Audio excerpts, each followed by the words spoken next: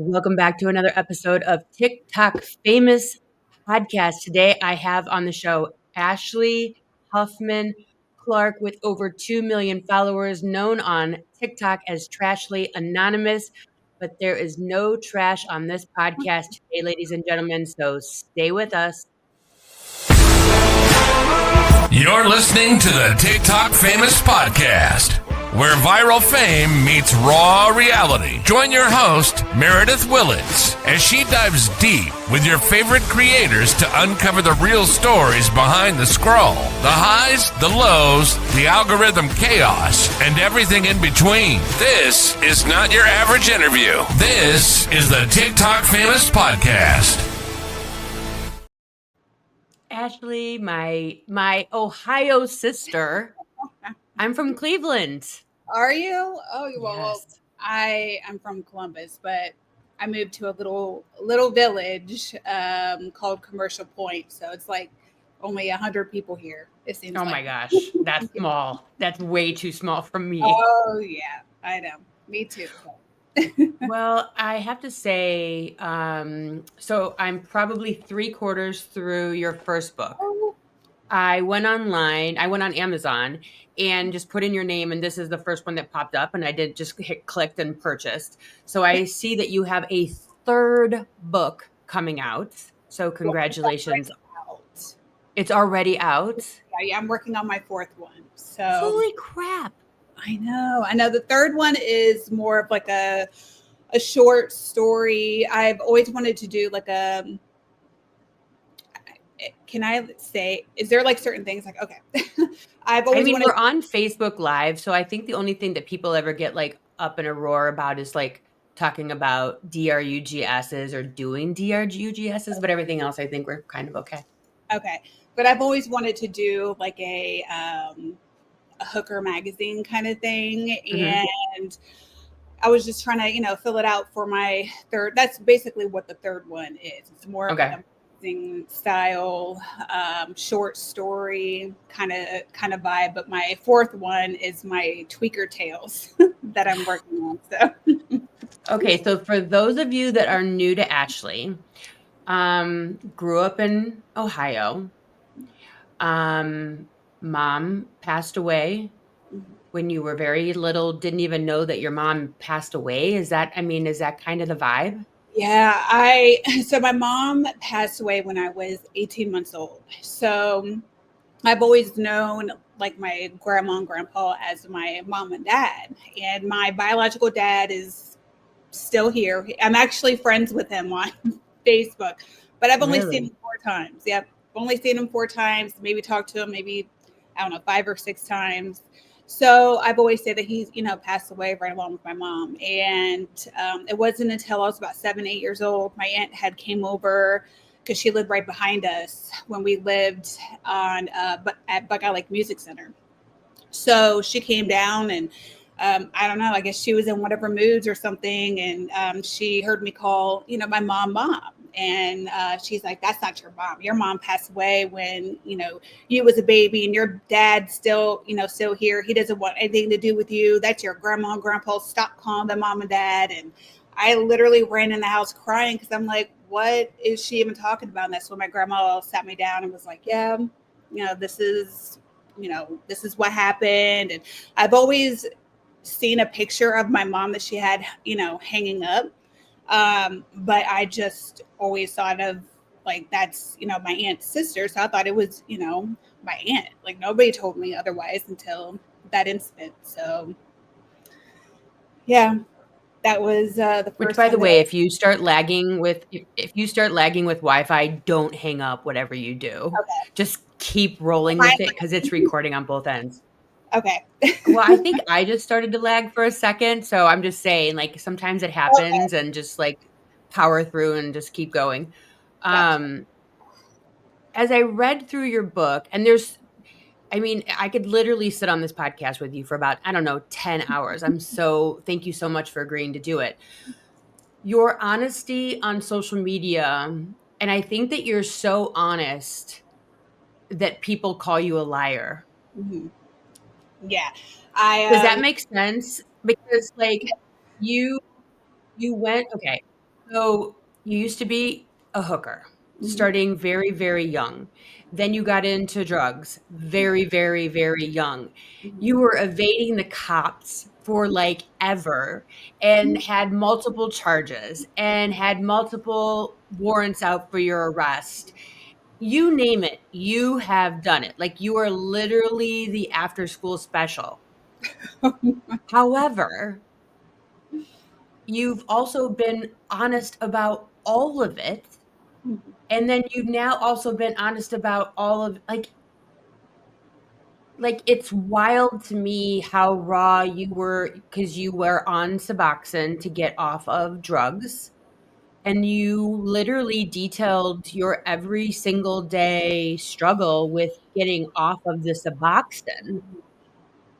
And you were getting shit for it. Like I was watching this and I still get shit for it. Like I initially started doing TikTok videos when I was actually on methadone and I was transitioning to Suboxone, and I was going through the worst precipitated withdrawals because I literally had just taken, I think I was on like 90 milligrams or 95 milligrams of methadone.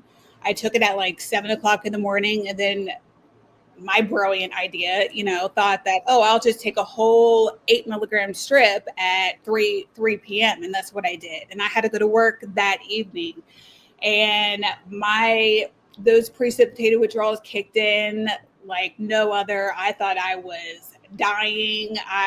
It was horrendous. I'd never felt anything like that before. So then it only lasted for maybe 24, maybe like 36 hours. And then, I was starting to, get on the other side of it. So I started making TikTok videos. And then I had seen a lot of younger girls who were in the same industry as I was that were glamorizing that lifestyle. And mind being you, on methadone or being on the Suboxone? no, on being a Regular sex, drugs. no, being Oh, a being a sex. sex worker. Okay. That's that's why I decided to, share my story. And um, you know, I think what it is, a lot of people who watch me has never met anybody who has ever went through what I went through, and especially at Heck a young yeah. age. And so they just automatically assume like, oh, she's lying, she's this, and I get it. I understand, it's pretty wild to, you know, watch somebody and they have all these crazy stories that are literally crazy. And, they do, second guess themselves like, is she telling the truth, But You know what? While you're talking, I just want to interrupt. What I'm seeing in my head, I don't know if you know this or not, but I'm psychic. But what I'm seeing in my head is this when you're talking about people that don't believe you, the vision that I'm getting is the judgment of people that do what you did don't get to have a nice life. And so that is what that energy is coming from is like, no, because I've been taught that when you do bad things, then you get punished. And there's no way that you're having a good life and living in a nice community if you did those bad things, because then my brain will explode. And the way that I see the world is not working out the way I think it should. And it doesn't pass the you're supposed to be punished litmus test. Does that make sense? Because like that's how I'm seeing it from their eyes. yeah, I talked about this a lot of times too. Like even to this day, like I have a lot of guilt because I was blessed with this platform. And I was blessed with a partner who also went through what I went through. So she understands, and she, you know, is a really hard worker. She works full time, and she's amazing. Um, and I've also stated too, if it wasn't for me having this platform, I would still get to where I'm at, but it would have taken a hell of a lot longer to get to where I'm at. And I still talk to, a couple girls who's still out there that, I knew, back then, and they're still out there, or they would get off the streets and get clean and sober, then they'll go right back.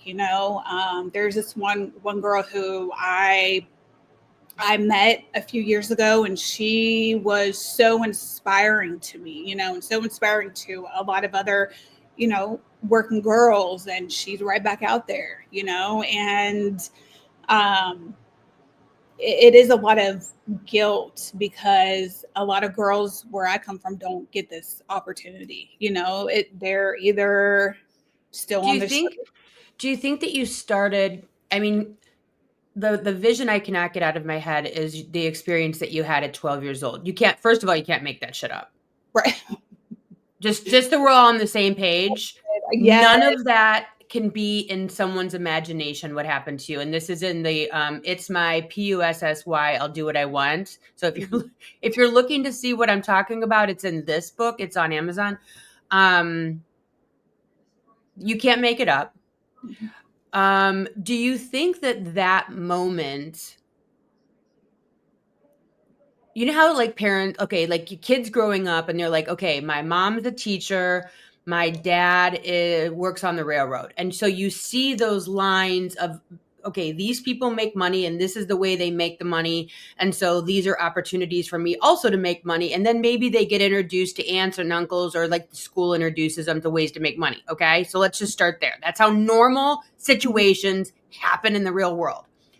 But you were shown a way to make money in this very weird, horrible, traumatic experience.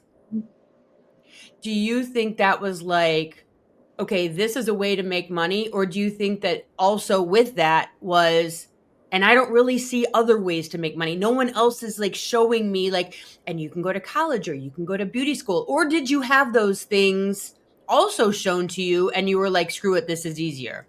So my grandpa was the one who always pushed for an education. He's like, I don't care what you do with your life, just always go to college, get a degree. And I was a really good student. I always got straight A's, maybe a couple B's here and there. Like and I would also get paid for being a good student. Every A I would get $20, a B I would get $10. So that incident when I was 12, honestly, I had no idea where or how that even came about in my mind, my brilliant mind, to even want to meet somebody who I just talked to on the internet. We just got a computer, we got the internet, and he was from New York and he was like in his early 20s. I can't remember how old, but he wanted to meet at, a movie theater. And I remember telling my grandma, okay, well, I'm meeting a friend and we're just going to go watch a movie. And she's like, okay. My grandmother was very, and she should have been very protective. Like, who are you meeting? I need to meet them. I need to meet their parents. So she just, came with me, literally walked with me throughout the mall because the movie theater was inside the mall. And I thought she was about to, leave because I saw him standing there with a bouquet of flowers. Like, why would you? Oh my God. By the way. Okay, now he's 20s, you're 12. And you have told him that you are 12 and he still wants to meet you. And he's driven his ass all the way from New York to the Columbus, Ohio area. Just so we're all on the same page here. Now, I initially did tell him I was 18. So I told him I was 18. We talked for a couple of weeks. And right before we were, going to meet, I felt bad. I'm like, okay, well, I need to tell you something. I'm not really 18. I'm 12. And he was more okay with the fact that I was 12 and 18, which, and I don't, and this is never okay. But back then in my family, that was normal. Like my mom, she got married, I think at 16, and her husband was, in his like late 20s. My aunt, she, was young and her partners were like older, like a lot older. So I stayed with my grandma and my grandpa, so I always thought that was normal. And I did not know that was not normal until probably my late teens, because that's what I was, used to. So that incident, like when I met him at the movies, it was supposed to just strictly be just watching the movie. And like we didn't have like no discussion beforehand, like we were going to do this or that, and he Yeah. was pay me this or that. Nothing. That just came about. Like I don't even know how, but my grandmother went into the movie theater with us, and she sat beside, like literally beside me. So he went to the bathroom a couple minutes later. I'm like, okay, I don't feel good. I got to go to the bathroom. She's like, oh, you're not tricking me. So she literally got up and, walked me to the He bathroom. And followed you to the bathroom thinking well, that that was going to be enough. well, he went to the bathroom first, and he told Yeah. me, he whispered, go ahead and, meet me in the bathroom. And my 12-year-old mind's like, oh, okay, I'll do that. So I did. And my grandmother waited outside of the bathroom, entrance. And that was a quick, I don't know what I can, say on here, but it was a quick $20. And back then Yeah. $20 was a lot, a lot of money. So that was my very first experience of, that kind of situation. Yeah. So when I um ended up meeting my son's father at 14, and that, incident when I was a virgin, when he came, when he came over, and when he left, I wasn't. It was not willingly, by the way. Yeah. And my aunt just blew it off. So I just had in my mind, like, okay, well, I remember the incident when I was 12. I made, a quick $20, barely doing anything. So I'm just going to go ahead and do what I have to do and make a lot of money and get away from this family. Because there was a lot of things that, led up to, There's a lot of abuse, yeah. sexual abuse throughout your entire childhood with many different people. But what's so weird about it is that you're so compartmentalized, because although one might look at you and go, oh, she has low self-worth and allows these things to happen, there's also the other part of you that like had a lot of self-worth and like knew who you were and didn't take shit. Like it was like, this is a job and this over here is who I really am as a person. Like it was two separate brains, two separate, like you went into like worker mode and you were doing 10 tricks a day. Is that 10, or more? maybe even more during like when I started, because when I started doing the tricks, I was completely sober. Like I wasn't doing anything Yeah. besides, weed. Am I allowed to say that? I don't know if I am, Yeah. but okay. But other than that, like I was completely sober. So it wasn't until I started experimenting with pills that's when, I guess it was just more, because I needed more. I needed more money Yeah. for, Yeah, you my were just chasing the pills at that point. I mean, you were just chasing, and I mean, you had like, that's the thing is like, do you ever watch movies and you're like, if that person could just use all these skills for good, they'd be a millionaire? That is literally you. I mean, you're running like a whole ass operation sex worker, a whole ass drug ring operation. Like you were able to escape places that like people are still trying to escape from, like weekly. Like you were escaping people's houses and you were escaping prisons and you well, no, I still can't. There's so many incidents where I would go to these men's houses, and we would, discuss on a price. I literally would wait until they drop their pants, because they would always give me the money first. Always give me the right. money and drop their pants, and I would take off running. I had that happen, quite a few times. With my, you know, pills and everything, I was in nursing school at the time, and well, that didn't last long because obviously I took the doctor's DEA number, and back then you can call in your own, not your own. No, you cannot do that, but you can call Right. in, other people's prescription if you're certified to do so. And I had in my mind that I was, because they taught us how to do it. So um, I was doing it for, other people, and then I started doing it for myself. And I got away. Well, I thought I got away with it for a long time, but it wasn't that. They were literally building, you know, building cases after cases in numerous counties. And my first time ever getting arrested, I was freshly 18, and I was scared shitless. I didn't know what to expect. And then I got out, had an ankle monitor on. I kept in and out of jail, like 3 months here, get out for a month. Had to violate because I was an addict. I was still doing Yeah. doing the most. And by the time I got sentenced to my mandatory 7 years, I had 13 months of jail time or 14 months of jail time credit. Then a little under 5 in prison. And the last year I had to do at the halfway house. And then they ended up screwing up and letting me go after 4 months. And I wasn't going to tell them I was supposed to be there for a year, so I left. And the cycle just, even when I was in the halfway house, it continued on. Even I was trying to do my best, during that month, stay away from the pills, stay away from, the sex work. The sex work was the biggest addiction of them all. Really? I Why started is that? Why do you think that is? because of, I think, because with my family, I was born into like total chaos. So there was always something going on.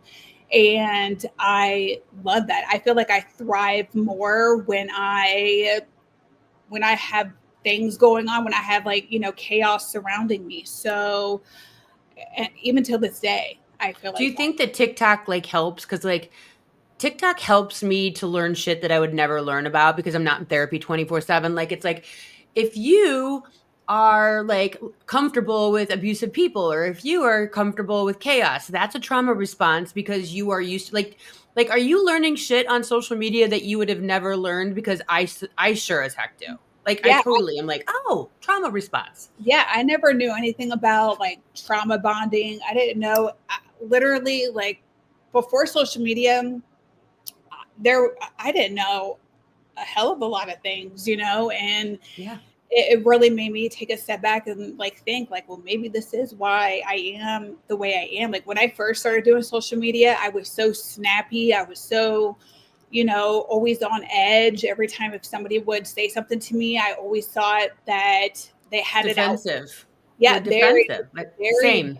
defensive. Yeah. And, I it was all because of, everything that I've been through. And I never, honestly, I don't know why, but I just never put two and two together, and How then, why would we? Like I like you think I right. call it programming. Like we're programmed to experience the world a certain way and then we like use the tools that we have gathered to experience the world and stay safe, right? Like there's so many times that you were like severely put in danger mentally, emotionally, physically, sexually.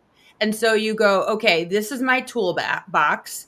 And so I'm going to continue to fight the world the only way I know how to fight the world because it's worked so far. And Yeah. so every time you experience a human being, you're like, okay, do I have my toolbox? I got my toolbox. All right, let's go to battle. Someone Yep. comes at me. I have to get out my battle axe and start swinging. Like that's normal Yeah. behavior until we learn what we're doing. Like, Yep. And I had to learn how to, I'm still struggling to, even till this day, learning how to take, compliments, or learning how to take criticism, like not always being like on on edge, with yeah. every little thing. And it's even harder now that I'm, completely sober. So I don't have, like, it's it's definitely No difficult. crutches. Are Yeah, you're so you don't drink either? no, not Same. anymore. Not anymore. I Yeah. did drink. I actually I actually went to an AA meeting that I facilitated, Get at out. the workhouse, and it was a couple years ago. And the girls there, like they enjoyed that meeting. They even said that, like this was like the funnest. Cause I guess like the ladies that facilitated it were not colorful, I guess. They didn't have a background like I had, and so Colorful. yeah, that's all I can say. My turn. That's awesome. To tell the judge that. So my colorful background, I guess just drew them in. And once people saw that I was there facilitating the AA meeting, the jail kept getting phone calls because, I back then I did drink. Like I drink, and when I say drinking, like once in a blue moon, literally, maybe 2 or 3 drinks a year, not like Oh, wow. Mm-hmm. a lot. So because of that, and they literally sent them like screenshots of me drinking and stuff. Like I had one of the deputies reach out to me and tell me like, well, you can't facilitate the AA anymore because of this reason. And I get it. I understood, but I was pissed. I'm like, well, that's messed up. Like these girls really enjoyed me, being there. And, it's, I feel like somebody's always, watching and always trying to sabotage every little thing that I do on here. So I've learned my lesson on just keeping the majority of the things to myself and not say too much anymore. I don't know like what your spiritual practices are.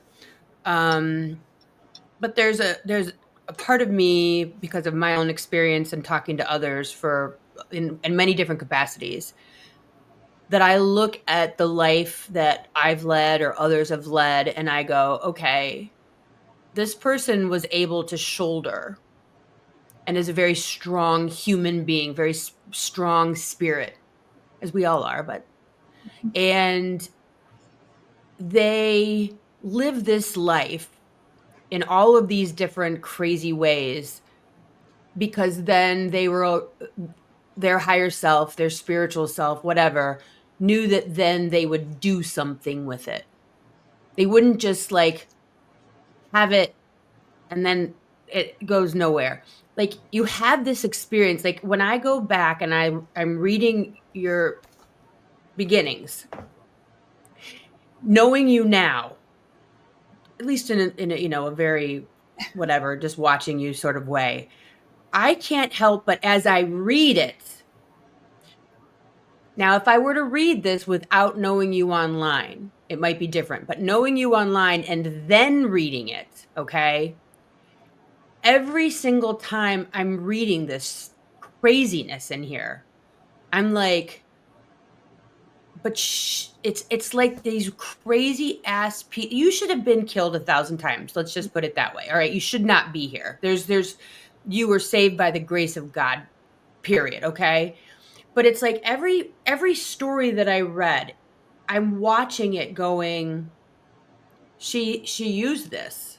She uses this now. She survived this. Like I don't know how to explain it outside of it was like this master plan that should have never happened. You should have never survived it, but now you're here and you're doing something with it that a million other women would not have done, would not have shared, would not have written about, would not have talked about, would not. And so, like, by way of all the things that you went through, you are able to then be a teacher. Does any of what I just said make sense? Yeah. Yeah. I told my wife, I remember it was like in 2019, 2020. I told her, and I wrote this in my book that I was, sitting on the bed and I told her, like, I feel like something greater is going to happen. Like, I don't know what it is, but like, at the time we were living in this, this house that was literally right smack dab in the hood. And, can't go outside for 5 seconds without, something happening. And, I had just filed for custody back of my kids, and I told her, I'm like, I feel like there's something that is going to happen. I don't know what it is, but a lot of people are going to know who I am, and it's going to be like a good thing. And I feel like, and I have talked about it too, that I feel like I have lived so many different lives in one lifetime In one life. it's just so crazy. Like, I when I was working the streets, I was almost 400 pounds walking them streets, and I look like a completely different person now. You know, I went to prison twice. I have been arrested so many times, and I did put myself in all of these crazy, demented, vile situations that I shouldn't have made it out. And I still think, like, and I know this sounds crazy. I know people think I'm crazy anyway, so it's fine. But I think to myself, like, did I really make it out? Like, maybe this is like a different, like, timeline for me. Maybe I didn't make it out then, and this is like a new, you know, life for me, like a new, you know, life, jumping like timelines and stuff. I say that to my mom all the time. She's like, "You're crazy." I am. I'm certifiable, but like you know, but you're not like trying to wrap your brain about being with those two guys, and this is in it's my P, I'll do what I want. You're in a, you know, an alley with two guys, and they're violently taking advantage of you, violently. And you describe it, and they have a gun, and I'm like, how is she going to make it out of this? I know you do, because I know the end of the book. right? I'm talking to her on a podcast. So but like I said, if I just bought this off the shelf, there's no way outside of the fact that you wrote it that you survived that. Yeah. What did that feel like in 2019 when all of a sudden you were like, something big is coming? And I don't like, how did that, like, was it a dream? Did you wake up? Was it just like light? Did it feel just like hope? What is, because like this is a very real thing, and this exact thing happened to me in like 2008. I remember standing in the kitchen, and I looked up at the ceiling, and I started crying, and I think I had my third kid at that time, and I just looked up, and I'm like, this cannot be all I'm meant to be as a mom. And I'm like, this cannot be it for me, is just being a mom and a wife for the rest of my life. And from that moment, everything in my life changed. Yeah. Was that kind of thing for you, where you were just like, I just know something's happening? It wasn't a dream. I don't know what it was. Like, I literally, at the time I was working third shift at the hotel, so I'd wake up about 3:30, and you know, my wife, she you know, worked during the day, so she would already be up. And I remember just waking up, and there was just something that told me at the time. I haven't heard from like my oldest son. And at the time, like, I would talk to him every now and then. You know, once I got out of prison in 2018, I would talk to him, you know, sporadically, like a month here, wait for a couple months and talk to him again. Well, I haven't heard from him in like probably 3 or 4 months. And I'm like, man, there's something, I don't know what it is. And I ended up Googling him, and, you know, saw that he was in jail. And I don't know what it was, but maybe it was just something that literally was just like on my shoulders, that just said, like, this is like the beginning of something greater that's going to happen. And I know that's crazy because of like what he was in jail for, you know, but I don't know. It's just like a knowing. I don't know. It's like a sixth sense, like something was going to happen. And then that's when, you know, I started doing, you know, TikToks. I started, you know, it got to the point to where I was able to, you know, quit my job. And I remember, like, I literally changed my way of thinking and changed how I like talked. Like, I remember when I was out there in the streets, I would always say, you know, because I always heard from other people, you know, you're a piece of shit. You're not going to do anything. This is you. This is your life. This is all you're going to, you know, ever amount to. And so I kept telling myself that, and I literally manifested that, you know, for myself. So from, you know, 2019 or 2020, whenever it was, like, I remember just changing how I talked about myself. And I remember, you know, saying, I'm going to stop thinking that, and I'm going to, you know, change the direction of, you know, I'm going to do, you know, something better. I'm going to do something greater with my life. I don't know what it is yet, but it's going to be something. And then, you know, me telling my story on, you know, TikTok, it took off because people like to see chaos. People like to, hear about I think crazy. different lives though. Like people don't have the experience with these situations, and it's like, tell me more, because Yeah. I drive the same route to work every day for 30 years. I do the same thing every day, and so like you're like, like your own reality TV show. It's like, oh, tell me all the Tell me things that more. you. I'm intrigued. I want to know what else, Yeah. what else happens. Like, yeah. And it I still have to pinch myself even to this day, because like I'm very, very blessed. And, and I've had said so many times that girls like me don't get this opportunity. Like it's literally one in a million.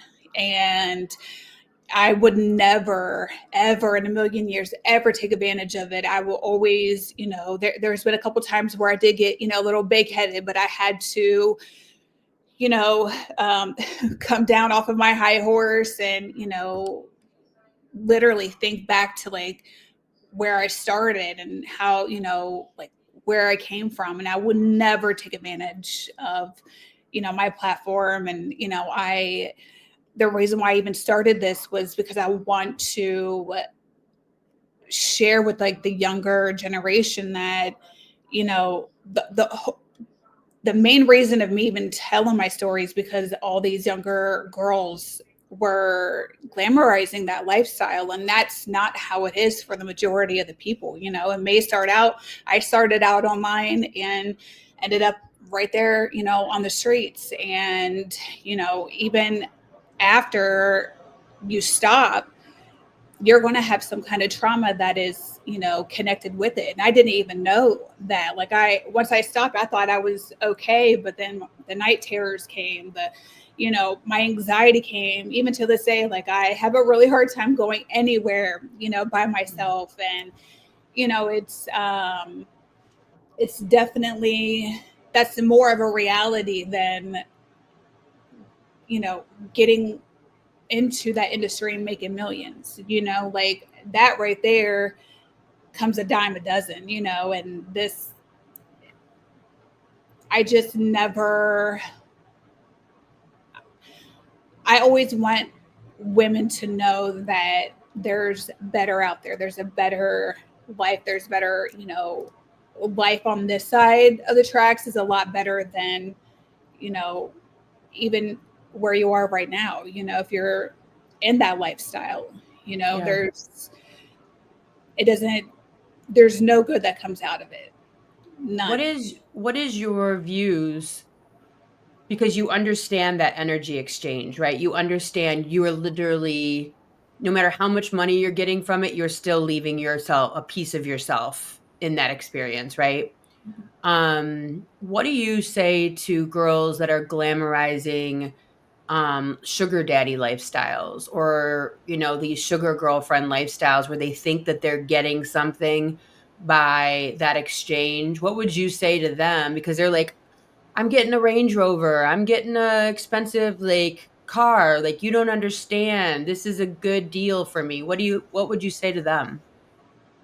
Well, I mean, listen, I'm going to be honest. Like, if I didn't have sugar daddies, like Right. back then, I only had maybe two or three like regulars, and they weren't even, sugar daddies. They were complete Daves. But I mean,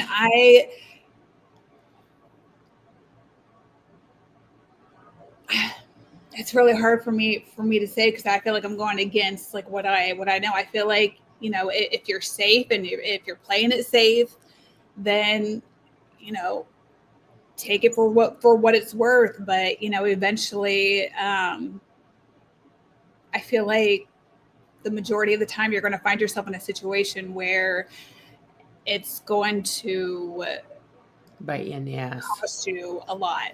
Yeah, like I mean, I just look at you, and it's like you were lying, you were cheating, you were running, you were always thinking you're get ahead of the game. You always thought you were running, you thought you were smarter than everybody. right? And you still kept falling down. And now it's like, all right, I'm doing things right. I'm telling the truth.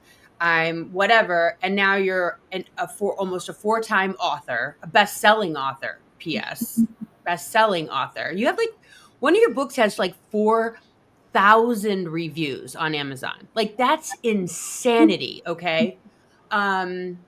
Like, I look at the sugar mama, sugar whatever daddy lifestyle, sugar girlfriend lifestyle, and I'm like, again, if you could just use all of that for good, you know what I mean? Like, there's a whole, like, happiness, a total package of a life where you're proud of yourself and you're creating things and you're accomplishing things versus I'm pretty and a guy likes me. There's just like, there's more to life than a guy liking you and buying you things. I think that's my takeaway. It's like, yeah, and I mean, a lot of people are like, "Well, what do you think a wife is?" Or, "What do you think being a wife is? Is a staying home wife?" I'm like, there's still a different energy exchange. If you buy a house, you have dowry rights. If like, you're creating something, you're creating a business, if you will. I just look at the things that you're accomplishing, your partner, your wife, your kids, being a creator, being an author, being on podcasts, being all these things. Even no matter what, at the end of the day, you lay your head down at night and it's you. It's not what someone finds your value. Like, because if you're a sugar mama or have a sugar daddy, whatever it is, you're running around waiting for someone to find your value. Does that make sense? Yeah, and eventually, like, I always tell people, like, what would you do if you and have a daughter, like, and they want to be in that industry, because that is sex work. That there's different levels to sex work, OF, sugar mom, sugar babies, and all that stuff. Like, if you have kids and Mhm. they come to you and say, well, I want to do that, like, what would you tell them? Yeah. um, I feel like a lot of them would say, well, I would say, go for it. But it's really doing it, or saying it and actually being in that situation is two totally different things. And Yeah. I at the end of the day, I want better for my kids. And I have said this so many times too. If it wasn't for my kids, then I probably would still be out there, because I love that lifestyle. And that's crazy. Like, I loved it. I loved the people that I surrounded myself with most of the time. I had more good times than bad, but the bad totally outweighs the good. And like I said, if it weren't for my kids, I would still be out there. Yeah. And that's a lot of things. That's what I struggle with, even in the beginning, when I first got clean and sober and left that life. Like, I got clean and sober first, but I was still doing it, and I didn't stop the sex work until, I think, April or May of 2019. And Wow.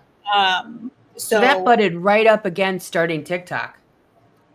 I started TikTok, I think, maybe 6 months later. Wow. Yeah. So, I mean, You I were don't know. fresh. It was more difficult for me to stop that lifestyle, because I liked it so much. It's I addictive. It's very, very much addictive. I love being able to wake up in the morning, if I did go to sleep, and be able to go out there, make money, and then do what.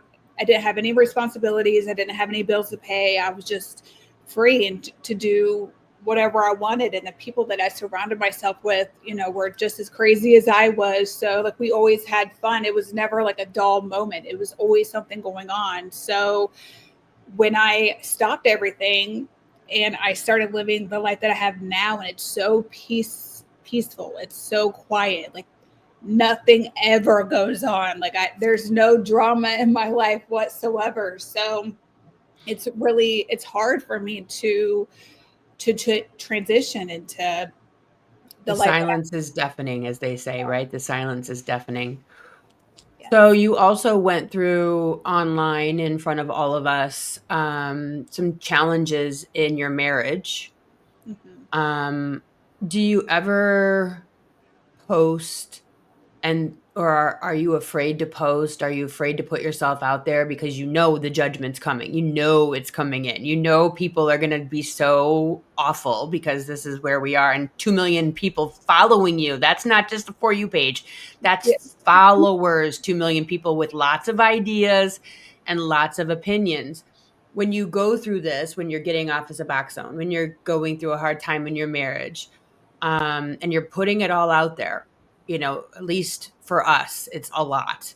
Meaning it might not be all, but it's still a lot of your personal life. Do you get nervous? Do you care? Or are you just like, screw it, I'm making a video? I I say screw it. I'm making a video. I don't really value my supporters. Let me say this: I value my supporters' opinions and their feedback 100%, and they are always loving and always supportive. Like no matter what I do, like I can fall off the wagon today, and they will always, they'll be there. Um, the ones that I don't value are the Reddit rats. Like I couldn't care less what they say. So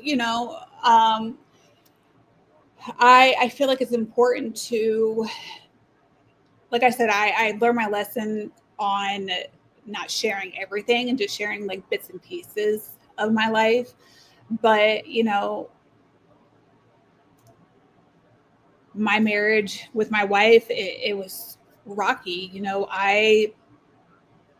I don't know what it is, maybe because like everything that I've been through in my childhood and sex work and even being on MAT, I did not have a sex drive. My sex Yeah. drive, even till this day, is completely gone. I probably could go the rest of my life without any touch, any kiss, any affection, and I would be completely fine.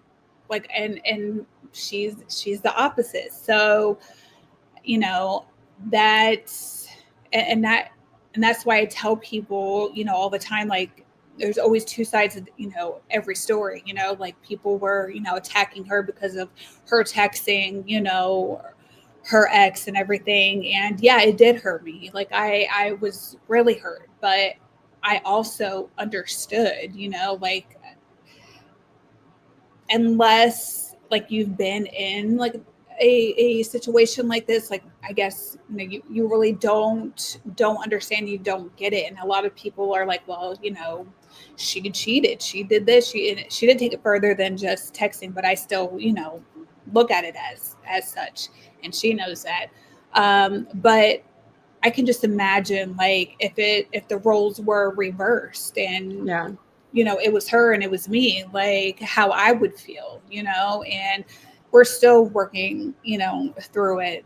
And I refuse to give up on a marriage and a relationship that we have literally built from the ground up. Like when we first met, she didn't have anything. I didn't have anything. Like, she relapsed right when she met me, the first day that she met me, Wow. because I was, on drugs, and the moment that I got released from prison. So um we literally got sober together, and she was with me through, relapse after relapse. And um she supported me with my crazy idea of, quitting my job and just doing social media full time. And then, with me with, writing my books. And like, you don't find somebody like that too often. Like, it's always, if I don't have it, she has it. If she doesn't have it, I have it. And never once has she ever thrown anything up in my face, That's so huge. yeah. And that's why I will do whatever it takes to try to make it work. And it's hard because like, I don't know, maybe it's just a little bit of everything, my trauma, and maybe because I'm old as shit now and I just don't have I don't have a drive, but like, I just refuse to allow anybody to, disrespect her. And I never once came up on here on social media and ever disrespected her, never once thrown her under the bus. Like, I just said what she did, and it hurt me, and it still hurts, even till this day, thinking about it. But we're working through it, and I know that we'll get to the point to where hopefully